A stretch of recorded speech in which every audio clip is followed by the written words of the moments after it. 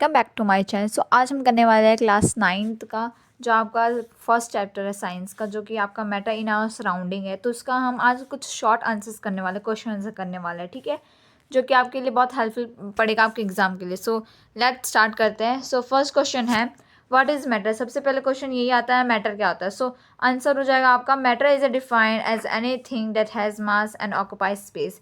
Matter वो होता है जब किसी चीज़ का मतलब किसी ऑब्जेक्ट का खुद का उसका मास हो, मतलब उसका वेट हो, और वो स्पेस कवर करे, मतलब एरिया को कवर करे।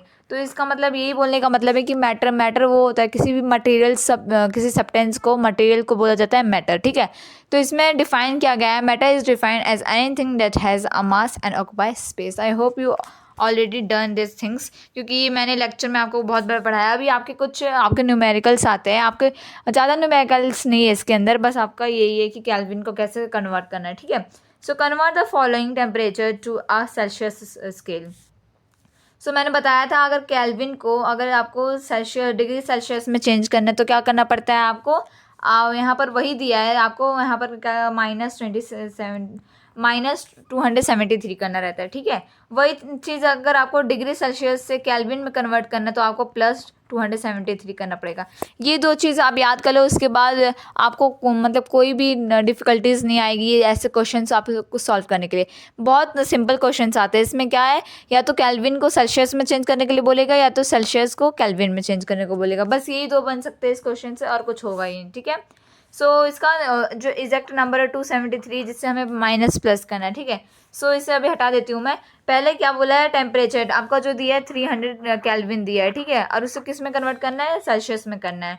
तो सबसे पहले अगर किसी चीज़ को केल्विन को अगर सेल्सियस में करना रहता है तो माइनस करना रहता है, -273। तो आप क्या करो, 300 में से -273 इजेक्ट कर दो, ठीक है। यहाँ भी वही बताया है कि केल्विन माइनस होता है, तो 300 में 20 माइनस करो, ये आपका 10 हो जाएगा, ये आपका 7, ये आपका हो जाएगा 9, और ये आपका 2 हो जाएगा। तो आपका आंसर क्या आ जाएगा, 27 डिग्री सेल्सियस। तो यही तो आपका आंसर है, बस यही तो करना है आपको, दैट्स इट। आगे इसका नेक्स्ट पार्ट दिया है, द टेम्परेचर इज 573 केल्विन दिया है, उसे सेल्सियस में चेंज करना है। इसका मतलब इसमें भी माइनस करना है, 273 करो, उसके बाद 003। तो इसका राइट आंसर आ जाता है 300 डिग्री सेल्सियस, से आपका राइट आंसर हो जाएगा। So that's it. बहुत ईजी है, आपको बस दिमाग लगाना है। सो थर्ड क्वेश्चन पूछ रहा है, what is physical state of water. Physical state of water क्या होता है, ठीक है। टेम्परेचर आपको इस स्टेट बताना है, ठीक है। अगर वो इसका टेम्परेचर 250 डिग्री सेल्सियस पे रहेगा तो क्या होगा। तो आंसर है, the boiling point of water is 100 degree Celsius. जो बॉइलिंग पॉइंट होता है, अगर किसी चीज़ को हम गर्म करते हैं, उसका जो बॉइलिंग पॉइंट होता है वो 100 डिग्री सेल्सियस पे होता है, ठीक है। तो वही फिजिकल स्टेट ऑफ वाटर क्या होगा, एट विल गैशियस। मतलब 250 पे जब कोई टेम्परेचर होगा, इसका मतलब वो हो जाएगा आपका गैशियस फॉर्म में होगा, ठीक है, क्योंकि 100 डिग्री सेल्सियस पे तो बॉइलिंग होता है, उससे ऊपर जाएगा तो गैशियस में जाएगा, ठीक है। आई होप यू अंडरस्टैंड। नेक्स्ट है, टेम्परेचर जब 100 डिग्री सेल्सियस पे रहेगा तो क्या होगा। मैंने पहले बताया, बॉइलिंग पॉइंट पे रहेगा या तो गैशियस स्टेट पे रहेगा, ठीक है। आगे suggest a method to liquefy atmospheric gases. Atmospheric gases उसे लिक्विफाई करने के लिए मेथड बताना है। So one method to liquefy atmospheric gases is to decrease. एक मेथड जिससे हम लिक्विफाई कर सकते हैं एटमॉस्फेरिक गैसेज को, वो क्या, आपको क्या करना है, टेम्परेचर आपको डिक्रीज कर देना है, और जो आपका प्रेशर है वो इंक्रीज करना है। मतलब इसका मतलब टेम्परेचर आप हाई कर दोगे और आप इंक्रीज नहीं है। इसमें क्या बताया, उसमें बोला है कि जो टेम्परेचर वो आपको डिक्रीज करना है और प्रेशर को हाई कर देना, ठीक है। तो इससे क्या हो जाएगा, लिक्विफाई हो जाएगा। ये पहले भी किया है। आगे what is the physical state of water. Physical state बताना है, ठीक है। जब टेम्परेचर 25 होगा तो उसका क्या, लिक्विड गैस में लिक्विड में रहेगा, ठीक है। वही चीज़ अगर टेम्परेचर डिग्री सेल्सियस पे रहेगा तो उसका क्या, सॉलिड हो जाएगा, ठीक है, क्योंकि ऑफकोर्स सॉलिड ही रहेगा। और टेम्परेचर ऑफ 100 डिग्री सेल्सियस पे जब रहेगा तो वो क्या, गैस के फॉर्म में रहेगा, ठीक है। आगे लिक्विड टू, ये एक आपका एमसीक्यूज है, एक liquid to gas and gas to liquid changes are called. अगर कोई चीज़ लिक्विड, मतलब अगर कोई चीज़ लिक्विड से गैस में चेंज हो रहा है तो उस प्रोसेस को क्या बोलेंगे। याद करो, यहाँ दो क्वेश्चन पूछा, एक ही क्वेश्चन में दो क्वेश्चन है। इसमें पूछा, पहले पूछा है लिक्विड से गैस में चेंज करने के लिए कौन सा प्रोसेस है। वही चीज़ अगर गैस को लिक्विड चेंज करना है, ये कौन सा प्रोसेस है। तो बता दो, लिक्विड से अगर गैस मतलब वाटर से वाटर वेपर्स में कन्वर्ट करना है तो एक बार ऑप्शन देख लेते हैं। Vaporization and condensation, condensation and vaporization, sublimation and condensation, condensation and sublimation.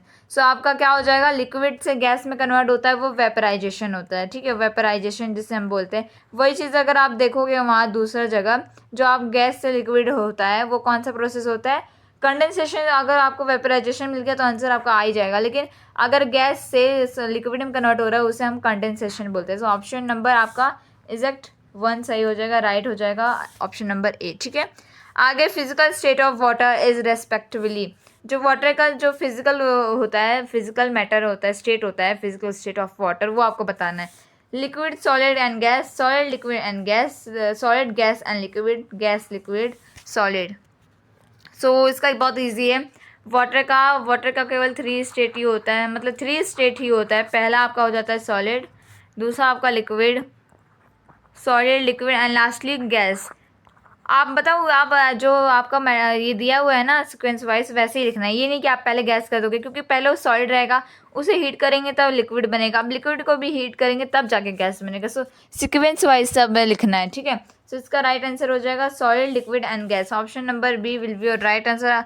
आगे आपका बोल रहा है कि how does the water kept in the earthen pots, मटका। जैसे अर्थन पॉट को क्या बोलते हैं, मटका बोलते हैं, जो घर में यूज़ होता है at the summer season, okay. So जो आपने बहुत बार नोटिस किया होगा कि जो वो आपके मटके होते हैं ना, वो कूल कैसे होते हैं, मतलब इतनी गर्मी में भी वो ठंडा कैसे पानी देता है। तो आंसर है vaporisation. Vaporisation happen through the small pores on it causing a cooling effect.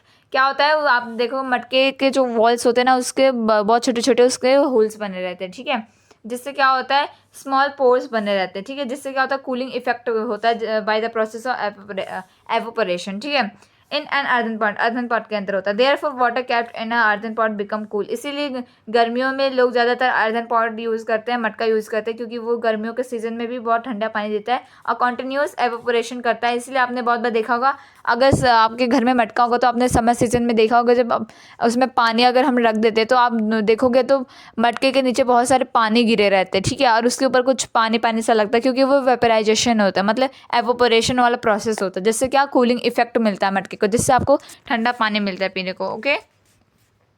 आगे आपका एक और न्यूमेरिकल्स आ गया है। कन्वर्ट द फॉलोइंग टेम्परेचर, जो फॉलोइंग टेम्परेचर दिया हुआ है उसे आपको सेल्सियस स्केल में करना है। वैसे ही जो एक और क्वेश्चन आया था वैसे ही करना है, लेकिन इसमें उल्टा करना है, मतलब इसमें भी मतलब वही करना है, बट आपको क्वेश्चन को समझना है, ठीक है। कन्वर्ट द फॉलोइंग, इसीलिए मैंने 2 ही बस लाए, 3-4 ही लाए, कुछ ही लाया है मैंने क्वेश्चन आपके लिए न्यूमेरिकल्स के लिए। न्यूमेरिकल्स के लिए मैं अलग से भी एक लेक्चर लूँगी, आप ज़रूर अटेंड करिएगा, ठीक है।